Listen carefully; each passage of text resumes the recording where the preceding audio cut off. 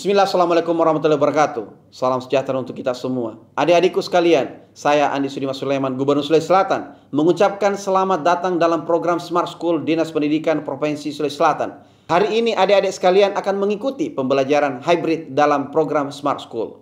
Aplikasi Smart School adalah sebuah pendekatan dengan tetap mengedepankan sebuah pendidikan dengan digital approaching, untuk kemudian mengedepankan kualitas dan mutu pendidikan yang diterima siswa secara seragam di seluruh wilayah Sulawesi Selatan, termasuk di pelosok-pelosok. Program ini bukan hanya memberikan kepada adik-adik sekalian pengalaman belajar yang baru, namun juga memberikan fasilitas kebutuhan dengan fitur bermanfaat seperti rekaman video pembelajaran yang dapat diulang, trik-trik penyelesaian soal, ujian-ujian, serta sarana konsultasi pembelajaran dari guru-guru terbaik di Sulawesi Selatan. Sering-sering mengakses aplikasi Smart School melalui gawai yang adik-adik sekalian miliki di setiap kesempatan yang dimiliki.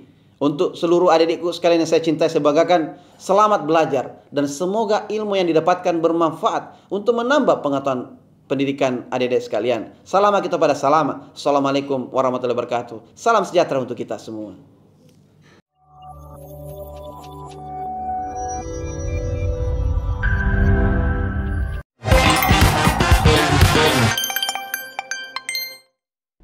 Assalamualaikum warahmatullahi wabarakatuh. Salam Smart School, generasi smart, berkarakter, cerdas ki. Apa kabar anandaku semua? Jumpa lagi dengan saya Ibu Nur Risnawati. Kali ini kita akan membahas materi terkait katabolisme. Yang akan kita bahas adalah tentang respirasi aerob. Tentunya sebelum kita membahas lebih lanjut terkait dengan peristiwa katabolisme, Ibu mengingatkan kembali bahwa materi pokok yang kita bahas pada hari ini adalah terkait materi metabolisme, submaterinya adalah katabolisme, dan materi esensialnya adalah terkait respirasi aerob dan respirasi anaerob. Namun sebelumnya Ibu mengingatkan kembali bahwa peristiwa metabolisme adalah peristiwa reaksi kimia yang terjadi di dalam sel. Pada peristiwa metabolisme tentunya kita mengenal adanya peristiwa katabolisme dan peristiwa anabolisme, di mana pada peristiwa metabolisme berarti ada peristiwa penguraian ataupun peristiwa pembentukan. Di mana pada peristiwa katabolisme itu erat kaitannya dengan peristiwa penguraian, sedangkan anabolisme kita kenal dengan peristiwa pembentukan. Pada pertemuan kali ini kita akan membahas lebih lanjut terkait materi dari katabolisme. Nah, oleh karena itu ada beberapa hal yang tentunya Ibu akan paparkan pada pertemuan kali ini. Namun sebelumnya Ibu akan menyampaikan tujuan pembelajaran pada pertemuan kali ini adalah nantinya anandaku dapat menjelaskan tahap dari respirasi aerob dengan benar. Jadi pada pertemuan kali ini kita lebih banyak membahas respirasi aerob. Tentunya peristiwa respirasi aerob ini adalah peristiwa katabolisme. Sekarang kita lihat pada peristiwa katabolisme, ya, ini merupakan peristiwa penguraian senyawa kompleks menjadi senyawa yang lebih sederhana. Kompleks yang mana yang akan diuraikan? Senyawa apa yang akan diuraikan? Ya, tentunya senyawa yang akan diuraikan itu adalah senyawa kompleks, yaitu glukosa. Nah, jadi yang pertama, katabolisme ini merupakan penguraian senyawa kompleks menjadi senyawa yang lebih sederhana. Yang kedua, katabolisme merupakan reaksi yang bersifat eksoterm. Term berarti suhu, berarti dia juga melepaskan panas. Dan yang ketiga, ingat katabolisme adalah peristiwa penguraian yang menghasilkan energi. Energi yang dimaksud di sini adalah energi dalam bentuk ATP. Dan lebih kita kenal bersifat eksergonik. Contoh konkret dari peristiwa katabolisme adalah respirasi aerob dan respirasi anaerob. Tentunya ketika kita mendengarkan kata aerob dan kata anaerob, maka tidak asing lagi kita dengar bahwa aerob itu berarti respirasi yang membutuhkan oksigen. Sedangkan anaerob tidak membutuhkan oksigen. Nah, perlu Anandaku mengingat kembali bahwa peristiwa katabolisme tadi Ibu mengatakan bahwa contohnya adalah respirasi. Nah, sekarang ketika kalian melakukan respirasi atau pernafasan ya, berarti yang ada di pikiran Anandaku semua adalah mengambil oksigen dan mengeluarkan CO2. Namun di balik peristiwa itu tentunya ada yang terjadi, di mana tujuan dari respirasi adalah untuk menghasilkan energi. Makanya salah satu ciri dari katabolisme tadi adalah menghasilkan energi. Nah, sekarang kita lihat dulu respirasi aerob itu seperti apa. Jadi yang pertama adalah membutuhkan oksigen. Di mana terjadi respirasi aerob? Respirasi aerob terjadi di sitoplasma dan mitokondria. Sitoplasma, sito artinya sel, plasma artinya cairan. Sitoplasma biasa juga kita kenal dengan sitosol. Ya, intinya adalah sito itu adalah sel. Nah, pada respirasi aerob ini selain terjadi di sitoplasma juga terjadi di mitokondria. Kenapa? Karena ini terkait dari tahap yang terjadi dari respirasi aerob. Nah, apa yang dihasilkan dari respirasi aerob? Dia akan menghasilkan CO2, H2O, dan ATP. Dan inilah yang merupakan hasil dari peristiwa penguraian glukosa. Cirinya yang keempat dari respirasi aerob itu akan menghasilkan 38 ATP. ATP ini adalah energi. Jadi ketika kita melakukan aktivitas, terjadi bergerak dan sebagainya, itu menggunakan energi dalam bentuk ATP. Dari mana kita ambil? Tentunya dari peristiwa respirasi. Tahap dari respirasi aerob itu ada 4 tahap. Yang pertama ada glikolisis, yang kedua adalah dekarboksilasi oksidatif, yang ketiga adalah Daur-Krebs, dan yang keempat adalah transport elektron. Nanti kita akan lihat satu persatu tahapnya seperti apa dan bagaimana caranya supaya Anandaku semua bisa mengingat atau memahami dengan mudah. Nah, selain respirasi aerob, pada peristiwa katabolisme itu ada respirasi anaerob. Tentunya salah satu perbedaan utamanya adalah ada tidaknya kebutuhan oksigen pada peristiwanya. Pada respirasi anaerob tidak membutuhkan oksigen. Dan respirasi anaerob ini terjadi di sitoplasma. Ingat, kalau di respirasi aerob tadi ada di sitoplasma dan mitokondria. Nanti Anandaku bisa memahami kenapa respirasi anaerob itu hanya terjadinya di sitoplasma. Yang ketiga, respirasi anaerob ini menghasilkan asam laktat jika respirasinya pada sel hewan, dan jika pada sel tumbuhan maka akan menghasilkan alkohol. Selain itu menghasilkan juga energi dalam bentuk ATP. Namun berapa ATP yang dihasilkan? ATP yang dihasilkan itu hanya 2 ATP. Berbeda tadi dengan respirasi aerob. Aerob tadi ada 38 ATP, sedangkan anaerob hanya 2 ATP. Nanti anandaku bisa melihat di mana ATP itu dihasilkan dari tahap mana. Nah, tahap dari respirasi anaerob itu hanya tahap glikolisis yang biasa kita kenal dengan peristiwa fermentasi.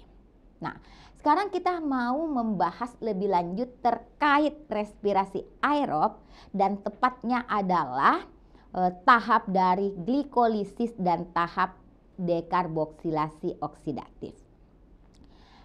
Tadi Ibu sudah menyinggung bahwa peristiwa respirasi aerob itu terjadi di sitoplasma dan mitokondria. Anandaku bisa melihat ini adalah gambar mitokondria. Ini adalah gambar sel, di mana di dalamnya terdapat organel-organel sel. Saya yakin anandaku sudah bisa memahami terkait dari organel sel karena sudah pernah pada saat di kelas 11. Nah, peristiwa respirasi aerob ini adalah peristiwa penguraian. Sekarang anandaku bisa melihat yang diuraikan itu apa. Jadi yang diuraikan itu adalah glukosa. Glukosa yang terdiri dari 6 atom karbon.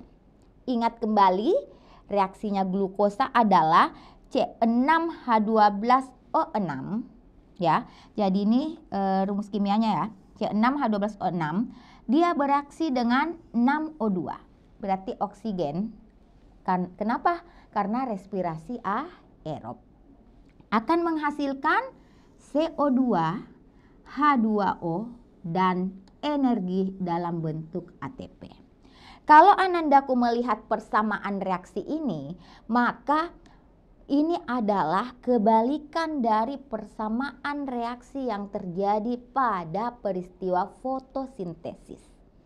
Jadi pada peristiwa metabolisme itu ada peristiwa penyusunan dan ada peristiwa penguraian. Itulah yang kita kenal dengan metabolisme. Di mana salah satu ciri dari makhluk hidup itu adalah melakukan proses metabolisme. Ini adalah penguraian. Dari mana diperoleh C6H12O6? Dan itu diperoleh dari peristiwa, kalau pada tumbuhan tentunya adalah peristiwa fotosintesis. Dia akan membentuk glukosa dan ini adalah hasil akhir dari peristiwa fotosintesis. Itu lagi yang akan diuraikan. Di mana terjadi peristiwa penguraiannya itu? Tentunya pada sitoplasma dan pada mitokondria yang merupakan proses sehingga menghasilkan yang namanya CO2, H2O, dan ATP. Bagaimana peristiwa ini terjadi? Bagaimana tahapannya? Kita akan membahas lebih lanjut. Yang pertama adalah anandaku semua harus tahu dulu tahap dari respirasi aerob. Jadi pada dasarnya respirasi aerob itu terdiri dari 4 tahap. Yang pertama adalah ada tahap glikolisis. Yang kedua adalah ada tahap dekarboksilasi oksidatif. Yang ketiga adalah tahap Daur-Krebs. Dan yang keempat adalah tahap transport elektron. Untuk memudahkan anandaku mengingat, Ibu ada sebuah kalimat ya. Jadi tahap dari respirasi aerob, anandaku bisa buatkan kalimat gue dapat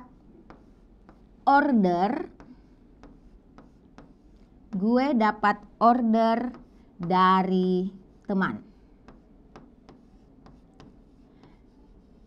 Jadi kalimat ini adalah kalimat yang mengarahkan anandaku semua tahap dari respirasi aerob. Berarti itu adalah glikolisis.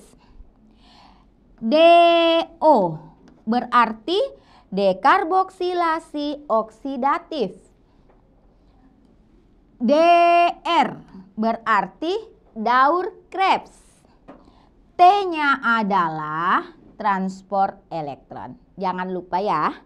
Jadi tahap awal untuk memahami respirasi aerob, bagaimana terjadi katabolisme pada respirasi aerob, jangan lupa tahap dari respirasi. Ingat, gue dapat order dari teman. Glikolisis, dekarboksilasi oksidatif, Daur Krebs, dan transport elektron. Oke, sekarang coba perhatikan 4 tahap tersebut. Inilah yang terjadi pada tahap respirasi aerob. Nah, jadi di sini Anandaku bisa melihat ini adalah gambar di mana peristiwa respirasi aerob terjadi hingga peristiwa transport elektron. Nah, jadi tahap yang pertama tadi apa? Ingat kembali adalah tahap glikolisis. Nah, ini masih intinya yang kita bahas. Tahap glikolisis. Apa yang akan dirombak? Ingat, katabolisme adalah peristiwa penguraian. Berarti ada yang diuraikan. Apa yang diuraikan? Yang pertama adalah glukosa yang terdiri dari 6 karbon. C6, H12, O6 ini akan diuraikan. Pada tahap glikolisis, maka glukosa akan diubah menjadi pirufat. Di mana terjadi? Di sitosol atau nama lainnya adalah sitoplasma. Apa yang berperan di sini? Ada Na, DH, dan ada ATP. Sehingga nanti kita akan melihat apa hasil dari tahap glikolisis. Nah, setelah tahap glikolisis, maka akan memasuki tahap selanjutnya. Ada namanya tahap antara sebelum masuk ke siklus Krebs. Namanya tadi adalah tahap DO. Apa itu DO? DO adalah dekarboksilasi oksidatif. Jadi tahap dekarboksilasi oksidatif di sini dia tidak menghasilkan energi dalam bentuk ATP, tetapi salah satu yang dihasilkan adalah asetil koenzim A. Asetil koenzim A inilah yang nantinya akan masuk ke siklus Krebs untuk dirombak sesuai dengan proses yang terjadi pada siklus Krebs. Nah, setelah itu tahap yang keempat adalah transport elektron. Tentunya untuk bisa memahami dari kesemua 4 tahap ini tentunya Anandaku butuh pemahaman yang lebih khusus dan waktu yang lebih banyak. Olehnya itu pada pertemuan kali ini kita akan membahas lebih lanjut pada tahap glikolisis dan dekarboksilasi oksidatif. Oke, sekarang kita lanjut pada tahap yang pertama, itu adalah tahap glikolisis. Jadi untuk pertemuan ini kita akan membahas glikolisis dan dekarboksilasi oksidatif. Ya, glikolisis ini merupakan mengubah glukosa menjadi, ingat tadi, menjadi asam pirufat dan menghasilkan NADH dan ATP. Ingat terjadinya di sitoplasma atau di sitosol. Seperti apa persamaan reaksinya? Nah, Nandaku bisa melihat di sini, inilah yang terjadi pada secara umum pada tahap glikolisis. Nanti kita akan lihat tahapnya satu persatu. Nah, jadi glukosa yang terdiri dari 6 karbon, ya, ini dia bereaksi dengan 2 ADP dan 2 NADH, maka akan menghasilkan asam pirufat, ATP, dan NADH. Nah, ini Ibu biasa singkat dengan ANA. Apa yang dihasilkan di glikolisis? Ingat saja ANA. Jadi kalau Anandaku punya teman yang namanya ANA, silahkan ingat ANA. Jadi ANA itu singkatan dari asam pirufat, NADH, dan ATP. Ya, asam pirufat, NADH, dan ATP. Jadi ingat saja apa saja yang dihasilkan di glikolisis ANA. Ya. Oke, sekarang kita mau lihat bagaimana tahapnya, bagaimana prosesnya sehingga pada glikolisis ini menghasilkan ANA, ATP, NADP, NADH2, dan asam pirufat. sekarang kita coba lihat bagaimana tahap dari glikolisis. Nah, anandaku bisa memperhatikan tahap atau jalur tahapan glikolisis sehingga menghasilkan asam pirufat itu terdiri dari 10 tahap. Jadi gambar ini mulai dari glukosa sampai terbentuk asam pirufat itu 10 tahap. Tahap yang pertama adalah glukosa diubah menjadi glukosa 6-fosfat. Nah, glukosa diubah menjadi glukosa 6-fosfat. Ketika glukosa diubah menjadi glukosa 6-fosfat, ini dibantu oleh enzim heksokinase dan membutuhkan energi dalam bentuk ATP yang akan berubah menjadi ADP. Tahap yang kedua adalah glukosa 6-fosfat akan diubah menjadi fruktosa 6-fosfat. Jadi yang tadi glukosa 6-fosfat akan diubah menjadi fruktosa 6-fosfat. Dan ini akan dibantu dikatalisis oleh enzim fosfoheksosa isomerase. Nah, ini sudah tahap yang kedua. Tahap yang ketiga adalah fruktosa 6-fosfat diubah lagi menjadi 1,6-bifosfat.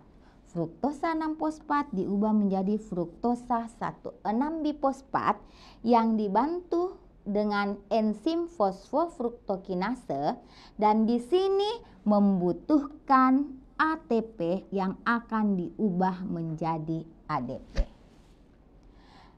Tahap yang keempat dari tahapan glikolisis itu adalah fruktosa 1,6-bifosfat itu akan dipecah menjadi gliseraldehida 3-fosfat dan dihidroksiaseton fosfat dengan bantuan enzim aldolase. Di mana 1 dihidroksiaseton fosfat ini diubah menjadi gliseraldehida 3-fosfat oleh enzim triosa fosfat isomerase. Nah, jadi di sini terlihat ya.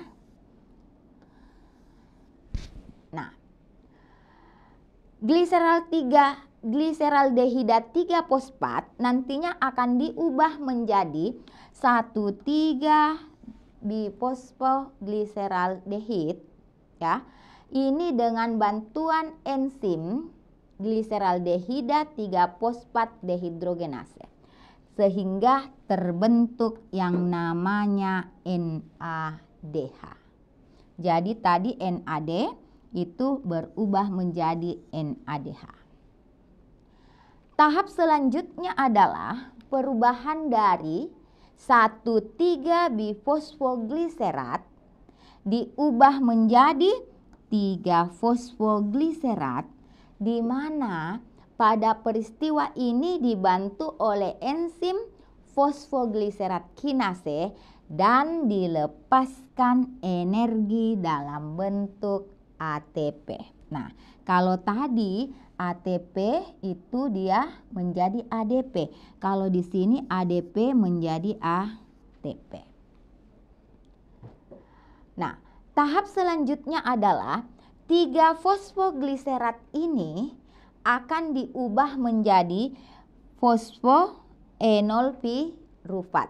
Ya, 3-fosfogliserat diubah menjadi 2-fosfogliserat dulu ya. Ini diubah dulu ke sini ya. Di 2-fosfogliserat dengan bantuan enzim fosfogliserat mutase. Dan selanjutnya dari 2-fosfogliserat ini dia diubah menjadi fosfoenolpirufat oleh enzim enolase di sini ya.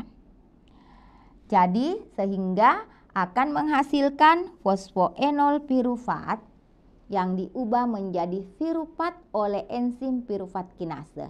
Dan hasil inilah yang akan menghasilkan energi dalam bentuk ATP dan terbentuk asam pirufat. Jadi ke-10 tahapan tersebut kata kuncinya tadi adalah apa yang dihasilkan dari glikolisis.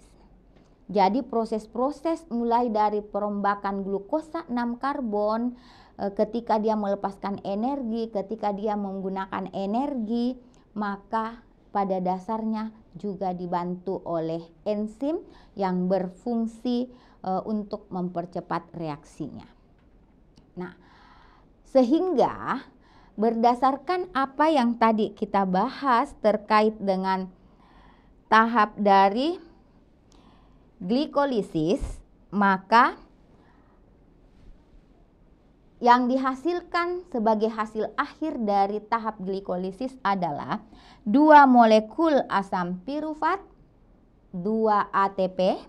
Jadi 2 molekul asam pirufat, 2 molekul ATP, dan 2 molekul NADH. Supaya kalian mudah mengingat, maka kita singkat dengan ANA. 2 mol ATP atau asam pirufat dulu boleh ya. 2 asam pirufat, 2 mol NADH, dan 2 mol ATP. Itulah hasil akhir dari tahap glikolisis. Olehnya itu, karena tahapnya yang begitu panjang, karena ada 10 tahap sehingga dia menghasilkan ANA, ATP, NADH dengan asam pirufat, maka untuk memudahkan Anandaku mengingat ke-10 tahap itu, maka Anandaku bisa mengingat ataupun memahami dengan tetap berpatokan pada konsep yang ada. Bisa Anandaku memahami tahapannya dengan menggunakan lagu, ya.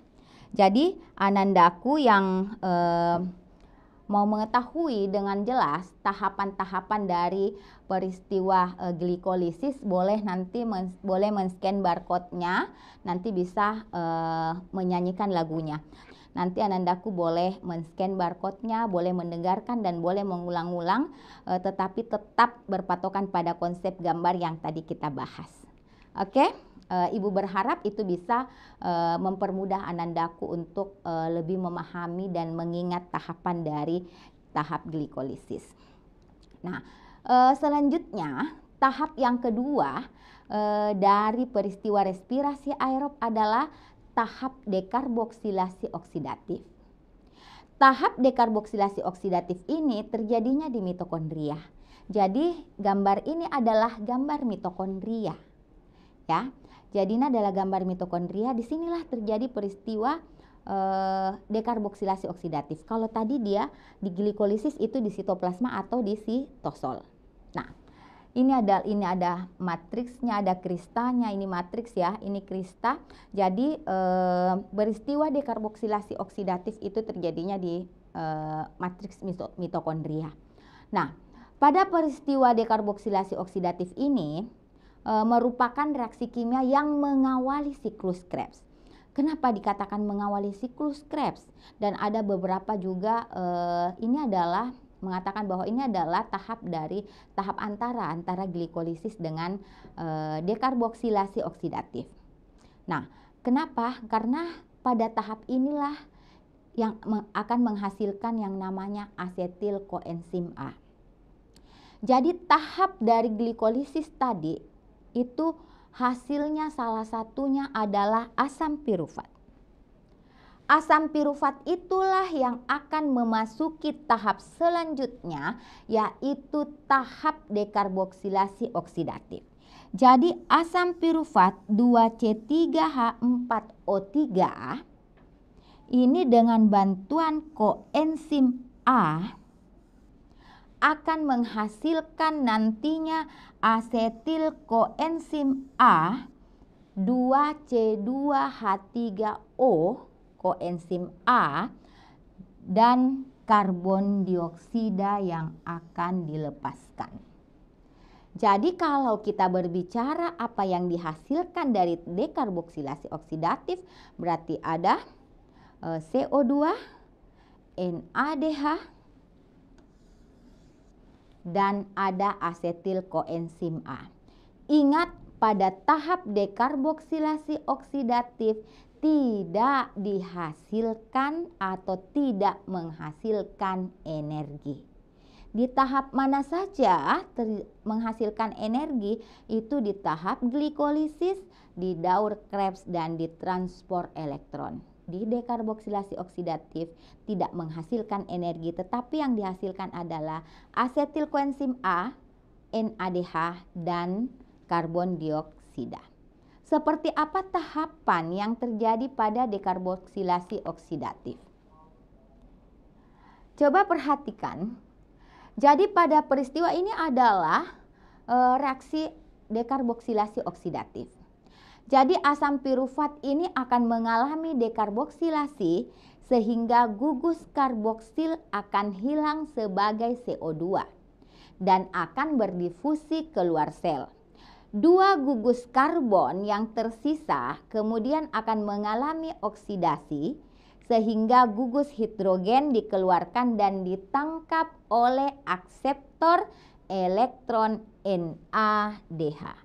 Jadi ada akseptor elektron yang ditangkap, yaitu NADH. Gugus yang terbentuk kemudian ditambahkan koenzim A.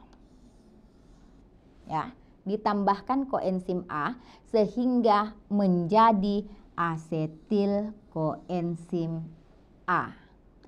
Hasil akhir dari dekarboksilasi oksidatif ini akan menghasilkan 2 asetil koenzim A dan molekul NADH dan melepaskan CO2.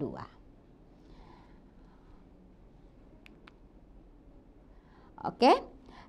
Berdasarkan apa yang tadi kita bahas, yaitu pada tahap glikolisis dan dekarboksilasi oksidatif, ada beberapa kesimpulan yang bisa kita tarik. Yang pertama adalah respirasi aerob merupakan peristiwa perombakan senyawa kompleks menjadi senyawa sederhana dengan bantuan oksigen. Tahap respirasi aerob yaitu tahap glikolisis, dekarboksilasi oksidatif, Daur Krebs, dan transport elektron. Glikolisis menghasilkan 2 ATP, 2 NADH, dan 2 asam pirufat. Sedangkan dekarboksilasi oksidatif menghasilkan asetil koenzim A, 2 NADH, dan 2 CO2. Oke, dari apa yang Ibu paparkan, apa yang Ibu jelaskan, apakah ada yang ingin dikonfirmasi atau ada yang ingin ditanyakan sebelum kita lanjut ke pembahasan soal? Silahkan jika ada yang ingin ditanyakan sebelum kita lanjut ke pembahasan soal atau latihan soal. Oke, jika tidak ada kita akan lanjut ke pembahasan soal. Pada pembahasan soal, Anandaku bisa berperan aktif untuk menjawab soal, bisa mengaktifkan mic-nya ataupun Anandaku bisa menjawab melalui room chat-nya. Oke, kita sekarang lihat di soal nomor 1.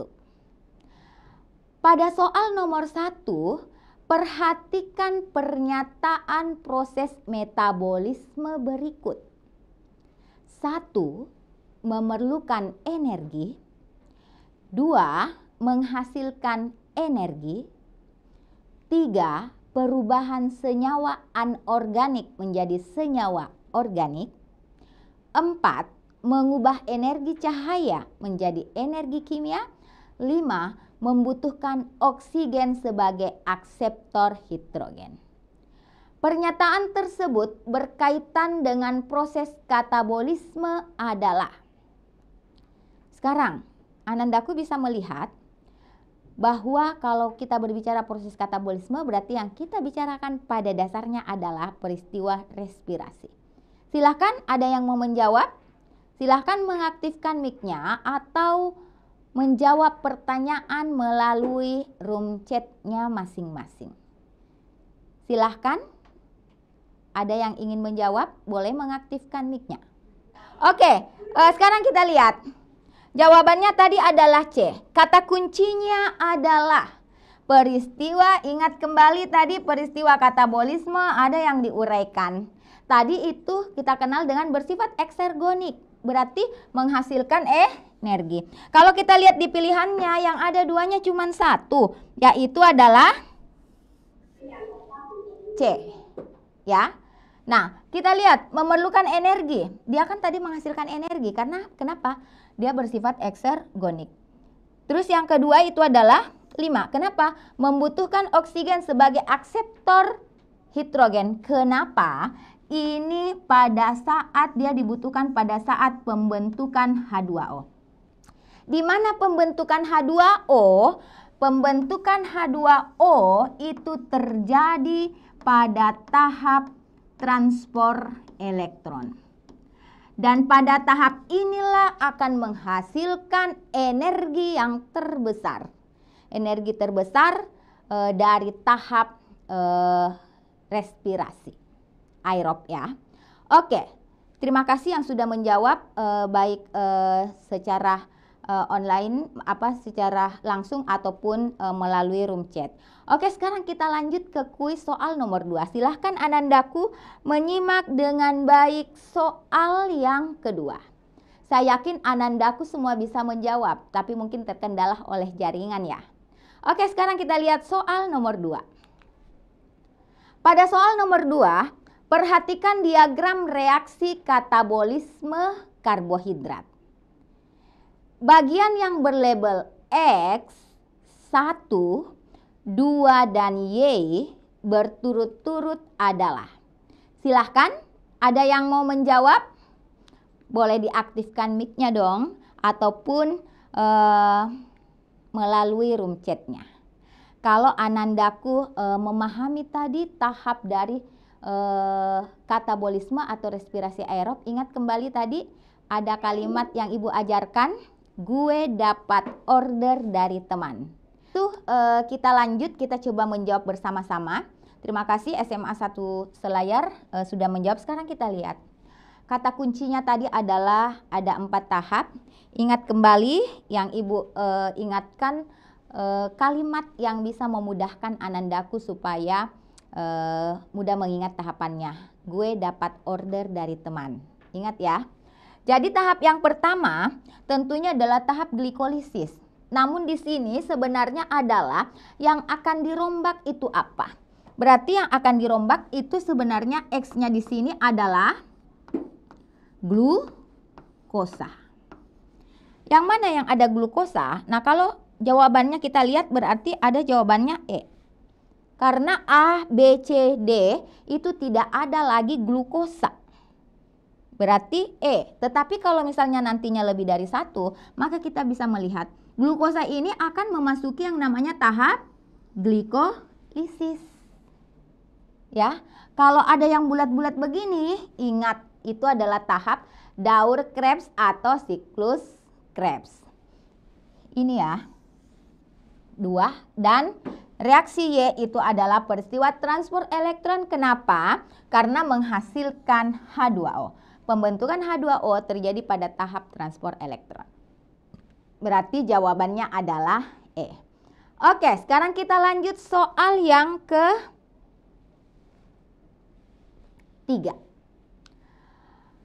Perhatikan skema respirasi berikut. Berdasarkan gambar, bagian yang ditunjuk oleh nomor 1, 2, 3, dan 4 secara berurut adalah. Kalau kalian memahami tadi di kuis kuis sebelumnya, maka saya yakin Anandaku bisa menjawab soal ini. Silahkan, ada yang menjawab di room chat. Silahkan. Kita lihat A, asam pirufat, asam oksaloasetat, transfer elektron, dekarboksilasi oksidatif. Kalau B, asam pirufat, dekarboksilasi oksidatif, asam oksaloasetat, dan transfer elektron. Bagian C, dekarboksilasi oksidatif, asam oksaloasetat, transfer elektron, dan asam pirufat. Oke, dari SMA Negeri 1 Selayar, mau menjawab silahkan. Oke, sekarang kita lihat. Satu itu apa? Jadi salah satu cara untuk memudahkan Anandaku dalam menjawab soal itu kita bisa mencoret pilihan yang sudah salah. Kalau kita melihat dari sini, glukosa terjadi glikolisis, maka pada dasarnya apa yang dihasilkan dari tahap glikolisis yaitu asam pirufat. Seperti itu ya. Berarti kalau kita melihat satunya itu adalah asam pirufat, duanya apa? Duanya itu adalah dekarboksilasi oksidatif, tiganya adalah asam oksaloasetat, dan empatnya adalah transfer elektron. Tahap yang pertama itu adalah dari glukosa dia menghasilkan apa? Jadi di glukosa itu dia menghasilkan, ingat, asam pirufat. Setelah itu dia masuk ke tahap yang kedua, duanya itu adalah tahap dekarboksilasi oksidatif. Makanya jawaban yang paling tepat itu adalah B. Oke, kita lanjut satu soal lagi ya. Saya yakin ini untuk satu soal ini mudah kalian pahami. Berikut ini adalah sebagian dari produk berbagai tahapan pada respirasi aerob. Tahapan glikolisis menghasilkan produk. Ingat kembali, apa saja yang dihasilkan pada tahap glikolisis? Ingat tadi Ibu ada singkatan. Tahap glikolisis menghasilkan ANA. Apa itu ANA? Adalah 2 mol ATP, 2 mol NADH, dan 2 mol asam pirufat. Inilah hasil akhir dari glikolisis. Berarti kita lihat yang ada satunya salah. Apakah 2 mol ATP? Boleh. Salah. Salah. Boleh. Boleh. Berarti jawabannya adalah 2, 5, dan 6. Jawaban yang tepat adalah Charlie. Oke, Anandaku semua, untuk kuis nomor 5, Anandaku nanti silahkan menjawab bersama-sama dengan Bapak Ibu guru pendamping yang ada. Selanjutnya untuk lebih supaya Anandaku bisa memahami dengan baik, silahkan Anandaku berdiskusi, berkolaborasi dengan teman-temannya untuk membahas kembali terkait materi yang kita bahas pada hari ini, itu terkait glikolisis dan dekarboksilasi oksidatif. Saya yakin Anandaku semakin banyak kalian berlatih, semakin mudah memahami materi yang kalian pelajari. Silahkan Anandaku berdiskusi dengan teman-temannya yang didampingi oleh Bapak dan Ibu guru pendamping yang ada di sekolahnya. Ingat bahwa Anandaku, mulailah dari mana kalian berada, gunakan apa yang kalian punya, dan lakukan apa yang kalian bisa. Tetap semangat untuk menuntut ilmu. Ibu akhiri pertemuan hari ini dengan ucapan wassalamualaikum warahmatullahi wabarakatuh.